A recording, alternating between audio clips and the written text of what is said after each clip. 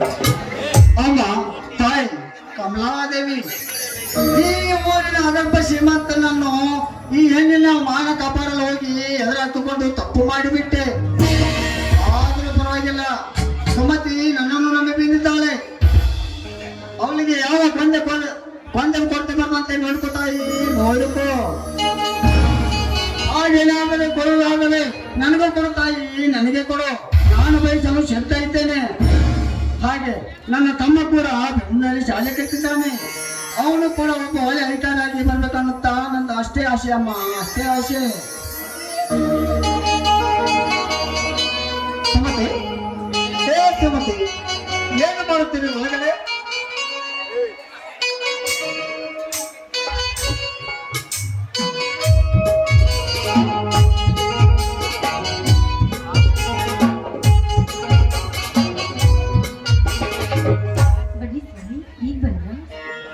ಸುಮತಿ, ಹೇಗಿದೆ ಈ ಬಡ ರೈತನ ಮನೆ?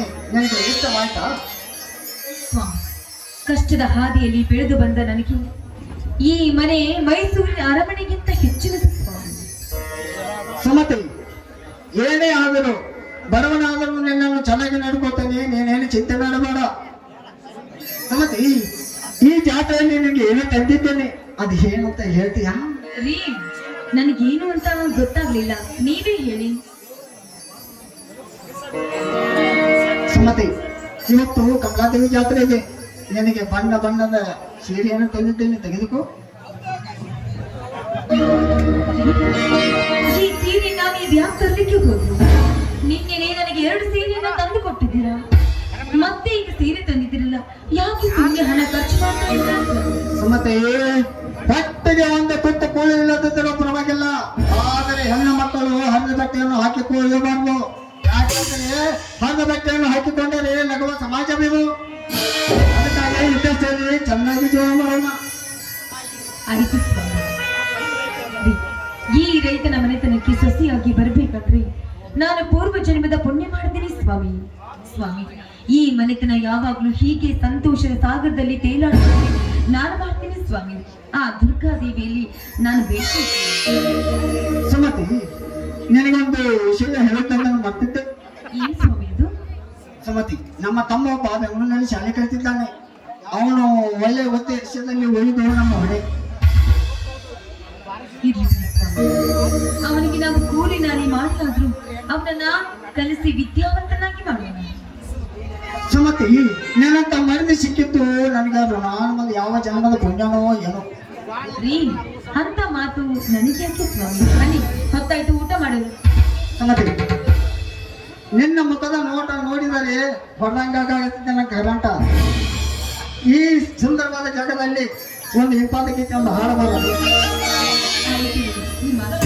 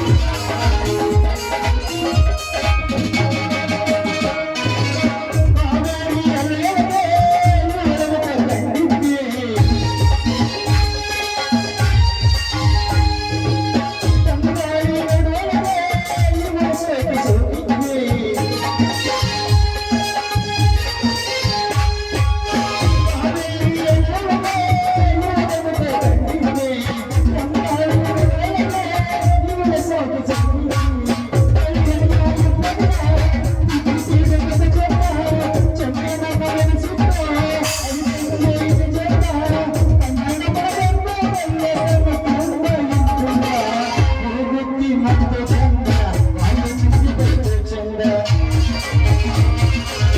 ಕಾಸಗಲ್ಲ ಕೊಟ್ಟು ಚಂದ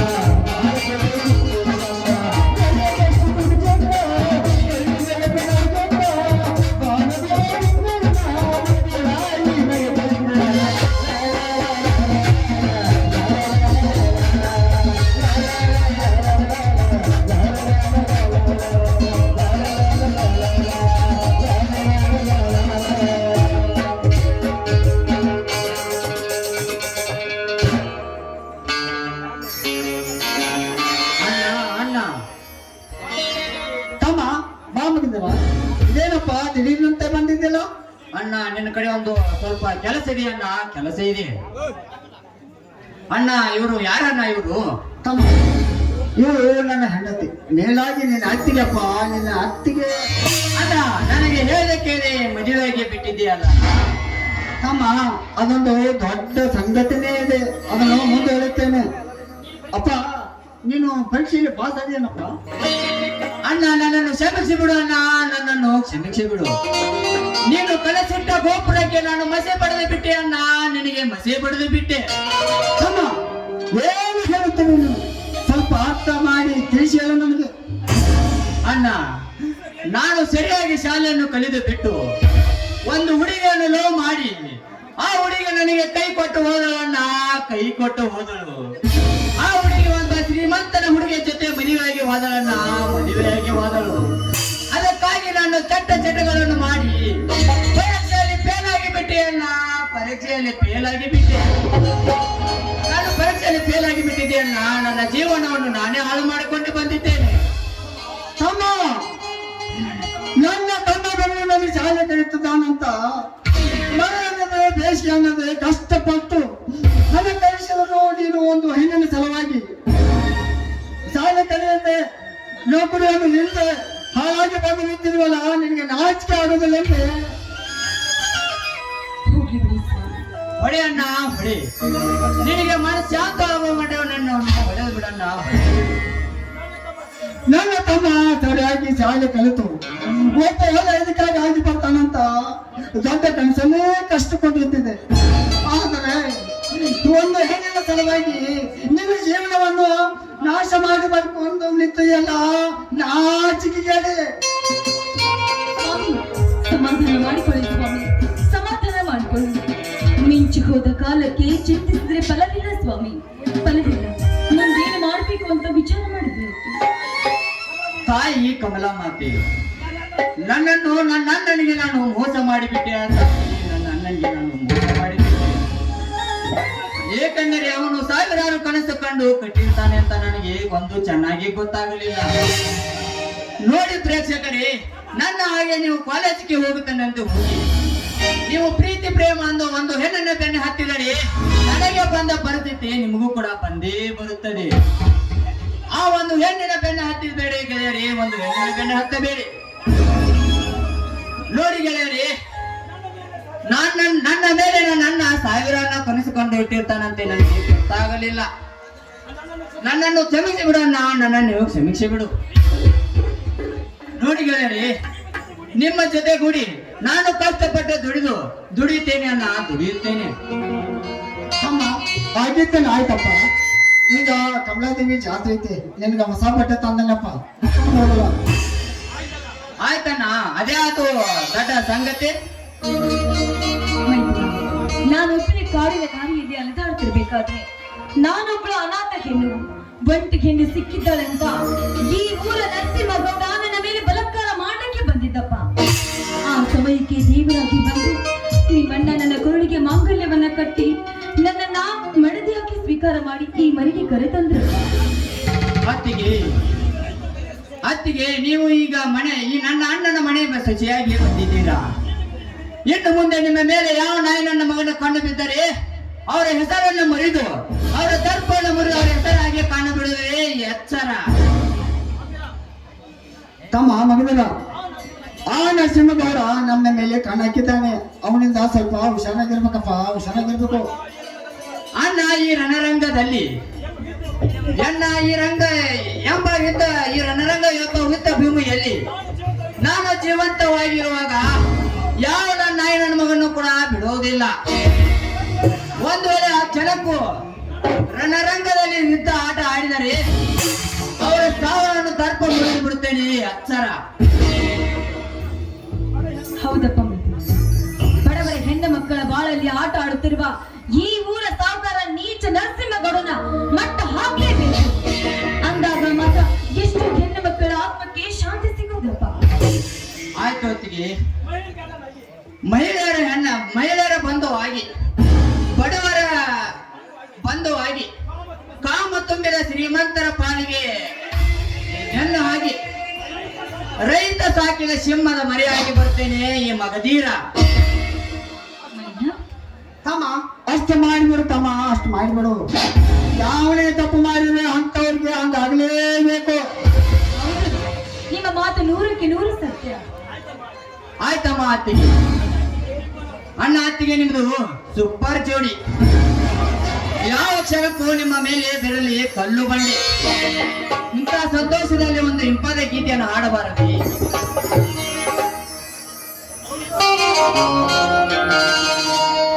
ಸಂತಸದ ಸಮಯದಲ್ಲಿ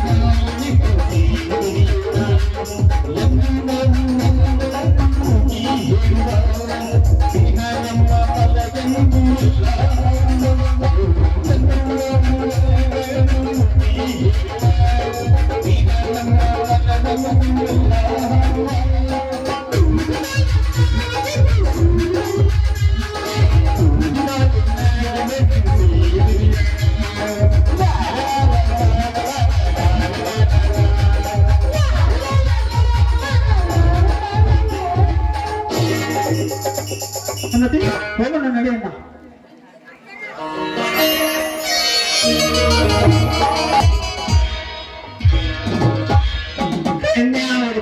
ಸಾಕಾದ್ರಿ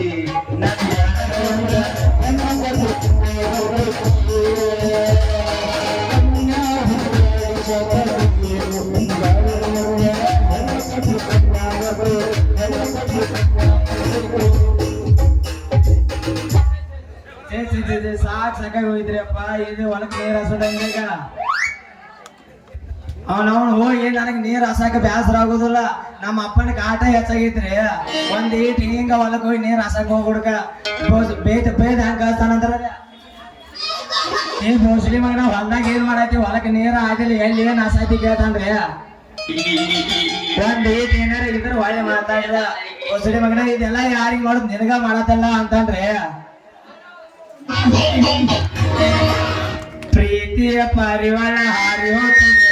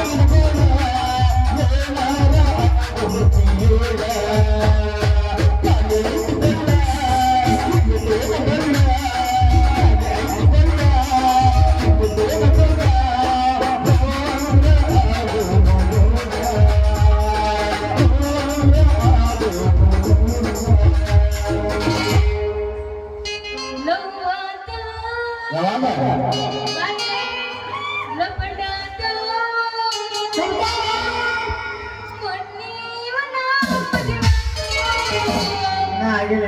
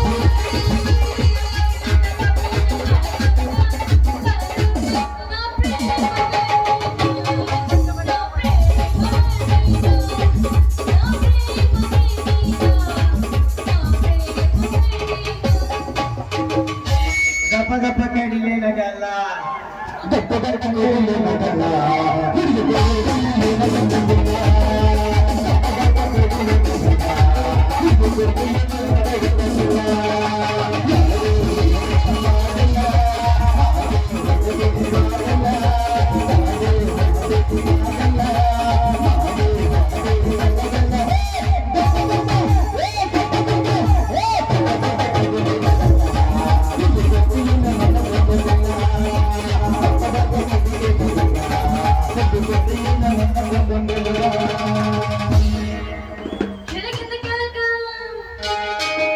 ಮೇಲಿಂದ ಮೇಲ.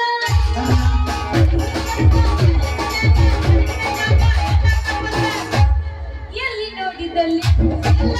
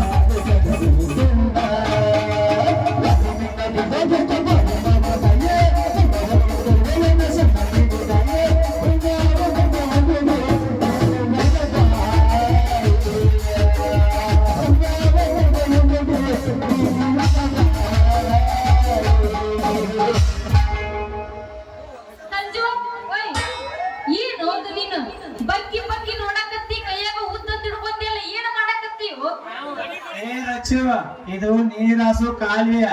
ಈ ಕಾಲುವೆ ತುಂಬಾ ಗೇಣುದು ಕೂದಲು ಬೆಳೆದಂಗ ಕರಿಕೆ ಬೆಳೆದೈತೆ. ಅದ್ರೊಳಗೆ ನಂದು ಆಡವಂತನ ಏ ರಕ್ಷೆ ಬೇರೆ ಏನ್ ತಿಳ್ಕೊಬೇಡ. ಸನಿಕೆ ಸನಿಕೆ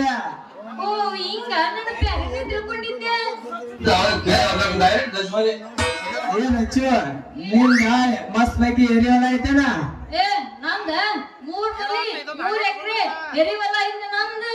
ನಾ ಮೂರ್ ಮನಿ ಹೊಲ್ದಾಗ ನಟ್ ನಡ್ಬಾರ್ಕ ಕಾವಲಿ ಐತೇವ ನಿಲ್ಲವ ಅದೆಲ್ಲ ನಿನಗೆ ಯಾಕೋ ಬೇಕು? ನನಗ್ ಬೇಕಾಗೈತೆ ಹಂಗ ಸುಮ್ಮನೆ ಕೇಳಿದೆ ಹೊಲ್ದಾಗ ಕರಿಗ್ ಬಂದೈತಿಲ್ಲ ಇನ್ನ ಏ ಕರಿಕೆ ಬಾಳ ಬೆಳತ ಯಾಕೆ ಕೀಳವನೇನು ಬರ್ತವೇನು?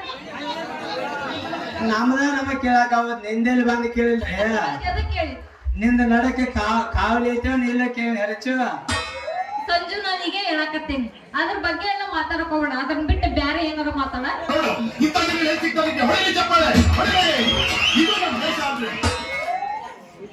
ಏನ್ ಹೆಚ್ಚು ಅದನ್ನ ಬಿಟ್ಟು ಬೇರೆ ನಾನು ಅಂತಲ್ಲಿ ಏನು ಇಲ್ಲ ಮಾತಾಡಕ ಪ್ರಪಂಚ ಕಲಿಕೆಗಾರ ಸರ್ ಇವತ್ತು ರಾತ್ರಿ ಒಳಗ್ಬೇಕು ಏನ್ ಹೆಚ್ಚು ನೀನು ಹೊಲ್ದಾಗ ಕಾವಲಿ ಸಣ್ಣದೈತಿವ ನಾವು ದೊಡ್ಡದೈತಿವ ತಡಿ ಇಟ್ಟಿರ್ಲ ಅದು ಇಟ್ಟೈತಿ ನೀ ಇಟ್ಟುದ್ದ ಮಾಡಕತ್ತಿರಲ್ಲ. ಒಬ್ಬೊಬ್ಬ ತೆಗಿರ್ತೈತಿ ಅದಕ್ಕೆ ಕೇಳಿದೆಲ್ಲ ಏ ಸಂಜು ನೋಡು ನಮ್ದು ಕಾವಲಿ ಐತಲ್ಲ ಇಟ್ಟೈತಿ ಆದ್ರ ಪ್ರೆಷರ್ ಬೋರ್ನ ಐತಿ ಯಾಕ ನಮ್ ಹೊಲ್ದಾಗ ನೀರ ಹೋಗವಂತ ಬರೀ ಹೊಟ್ಟಿ ಹೊಡೆದ ನೀರ ಹೊಟ್ಟ ಬಿಟ್ಟೈತಿ ನೀರು ನಾವೊಂದು ಒಟ್ಟ ನಮ್ ಹೊಲ್ದಾಗ. ಏನ್ ಹೆಚ್ಚು ನಿನ್ನ ಕಾವಲಿ ಸಾಣದಿದ್ರ ನನ್ನ ಅಂತಲ್ಲಿ ಇಟ್ಟು ಮಟ್ಟೆ ಇಟ್ಟುದ್ದ ಹಾರೈತೆ ಅದನ್ನ ನಿನ್ನ ಕಾವಲಿಯಾಗ ಇಟ್ಟಿಟ್ಟು ಬಿಡಾಕೈತಿ ಅಂದ್ರ ನಿನ್ನ ಕಾವಲಿ ಹಗಾರ ಅತ್ತ ಸರಿತೈತೆ ಅದ್ರಾಗ ನಂದು ಒಳಗೆ ನೀರು ಬಿಟ್ನಿ ಅಂದ್ರ ಫಸ್ಟ್ ಹೋಗಿ ನಿನ್ನ ಹೊಲ ಎಲ್ಲ ತಂಪಾಕೈತೆ ಹೆಚ್ಚು ಯಪ್ಪ ಬ್ಯಾಡ ನೀನು ಮಗನ ಪಕ್ಕಾದಿ ಮತ್ತ ನನ್ನ ಕಾವಲಿ ಎಲ್ಲ ಅಡಿ ಹಿಡಿಸ್ತಿ ಹೌದ್ರಿ ಕನ್ಯಾಕ ಬಾಳ ಕೆಂಪಗೆ ಅವ್ರು ಯಾಕ ಏನ್ ಹೆಚ್ಚು ನಿನ್ನೆ ನಮ್ಮ ಆ ಸುದ್ದಿ ಗೊತ್ತಿಲ್ಲ ನಿನಗ ಯಾ ಸುದ್ದಿ ಅದ? ನಿನ್ನೆ ನಮ್ಮ ಮಾವ ನಾಟಕ ಅಂತಿದ್ದ ಊರಾಗ ಅದನ್ನ ನಾಟಕ ನೋಡಕ್ ಹೋಗಿ ನನ್ನ ಕಣ್ ಕೆಂಪಾಗಿದ್ದನ ತಡಿ ತಡಿ ಯಾ ನಾಟಕದ? ತಡಿಯೇನಿದೆ ಮಿಡಿನಾಗರ ಹಾವು ಅಲ್ಲ ನಾಟಕದ ಹೆಸರ ಹಿಂಗೈತಿ ತಡಿಯೋ ನೀ ನಾವ್ ಹೇಳಿದ್ರ ಎಬ್ಸಕತ್ತಿಯಲ್ಲ ಹೌದು ಈ ನಾಟಕದ ಹೆಸರ ಹಿಂಗೈತಿ ಇನ್ನ ಅರ್ಥ ಹೆಂಗಿರ್ಬೋದು? ಏನ್ ಹೆಚ್ಚು ಅರ್ಥ ಬಹಳ ಕಾಮಿಡಿ ಐತೆ ಕಡ್ಡ ಮುಚ್ಚಿದ ಗುಡ್ಡ ಬಾರಿ ಐತೆ ಬಿಡು ಇದು. ಏನ್ ಹೆಚ್ಚು ಇದೆಲ್ಲ ಹೋಗ್ಲಿ ಇದ ಒಂದ್ ಹುರುಪಿನ ಕೊನೆ ಹೋಗಿಲ್ಲ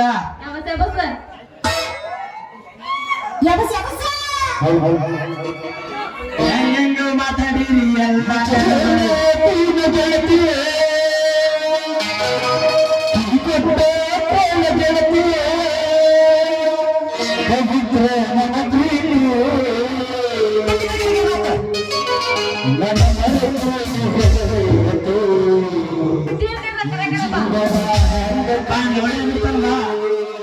ನನ್ನ ಮಗಳು